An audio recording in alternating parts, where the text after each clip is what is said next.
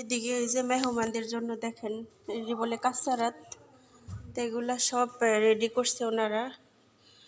তো মেহমান আসবে তাদের জন্য দেখেন। আর এই যেখানে প্লেট, কালকে যে মেহমান আসবে তাদের জন্য প্লেট রেডি করা হয়েছে আগেই, কারণ মেহমান আসলে আর সম্ভব না পুরা। এখানে এগুলো রেডি করা হয়েছে প্লেট। আর এই যে আমাদের প্লাস্টিকের প্লেট, এগুলো সব রেডি করা হয়েছে। কয় পিস করে আছে এক একটার মধ্যে? 25 পিস করে আছে, দেখছেন 25 পিস। এটার মধ্যে হয়তো ও হইব 30 পিস। এখানে 30, এখানে 25, আর এখানে আছে।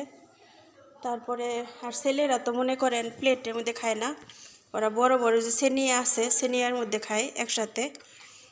4-5 জন একটা করে বড় সেনিয়া নিয়ে বয়, আর এভাবে আর কি। আর এই যে এগুলো রেডি করে রাখছি, এগুলো ধুয়ে মুছে রেডি করে রাখছি ছোট ছোট চায়ের জন্য। আর এখানেও কাসারাত, এই যে মাশাআল্লাহ তাবারাকাল্লাহ।